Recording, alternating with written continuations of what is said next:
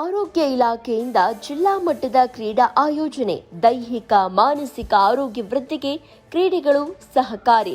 ಯೋಗ ಮತ್ತು ಕ್ರೀಡೆಯಿಂದ ಜೀವನದಲ್ಲಿ ಸದೃಢ ವ್ಯಕ್ತಿಗಳಾಗಿ ಬೆಳೆಯಬಹುದು. ಕ್ರೀಡೆಯಲ್ಲಿ ಭಾಗವಹಿಸುವುದರಿಂದ ಮನಸ್ಸಿಗೆ ಉಲ್ಲಾಸ ಸಿಗುವುದಲ್ಲದೆ ದೈಹಿಕ ಹಾಗೂ ಮಾನಸಿಕ ಆರೋಗ್ಯ ವೃದ್ಧಿಯಾಗುತ್ತೆ ಅಂತ ಡಿಎಚ್ಒ ವೈ ರಮೇಶ್ ಬಾಬು ಹೇಳಿದರು.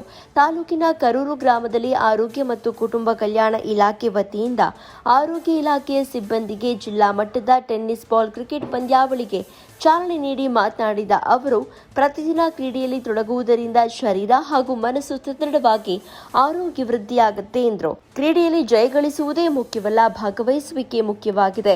ಆಸಕ್ತಿ, ಕಠಿಣ ಪರಿಶ್ರಮ ಮತ್ತು ಆತ್ಮವಿಶ್ವಾಸ ಕ್ರೀಡಾಳುಗಳಲ್ಲಿದ್ದರೆ ಮಾತ್ರ ಯಶಸ್ಸು ಕಾಣಲು ಸಾಧ್ಯವಾಗುತ್ತೆ ಎಂದು ತಿಳಿಸಿದರು.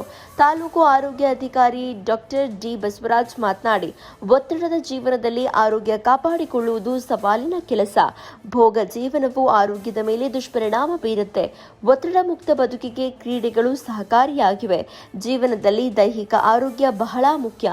ಆರೋಗ್ಯವೇ ಭಾಗ್ಯ ಎಂಬುದನ್ನು ಮರೆಯಬಾರದು.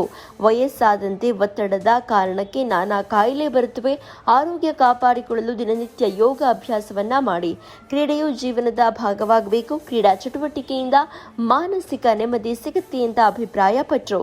ಮುಖ್ಯ ಆಡಳಿತ ವೈದ್ಯಾಧಿಕಾರಿ ವಿವೇಕಾನಂದ, ಡಾಕ್ಟರ್ ಸುನೀಲ್, ಡಾಕ್ಟರ್ ರಾಮಕೃಷ್ಣ, ಹಿರಿಯ ಆರೋಗ್ಯ ಸಹಾಯಕರಾದ ಗಿರೀಶ್, ಯಂಕಪ್ಪ, ಕ್ಷೇತ್ರ ಆರೋಗ್ಯ ಶಿಕ್ಷಣಾಧಿಕಾರಿ ಮೊಹಮ್ಮದ್ ಕಾಸಿಂ, ಕ್ರೀಡಾ ಆಯೋಜಕರಾದ H Lingaraja Reddy, D Prahlad, nursing ಅಧಿಕಾರಿಗಳಾದ ಡಿ ಶಿವಣ್ಣ, ಈಶ್ವರ್ ನಾಯಕ್, ಬಳ್ಳಾರಪ್ಪ, ಧನುಂಜಯ್, ಮುಖಂಡರಾದ ನವೀನ್ ರೆಡ್ಡಿ, ಭೀಮ್ ರೆಡ್ಡಿ ಇನ್ನಿತರರು ಮತ್ತು ಕ್ರೀಡಾಪಟುಗಳು ಉಪಸ್ಥಿತರಿದ್ದರು. ಪವನ್ ಕುಮಾರ್, ಟೈಮ್ 9 ಕನ್ನಡ, ಸಿರಗುಪ್ಪ.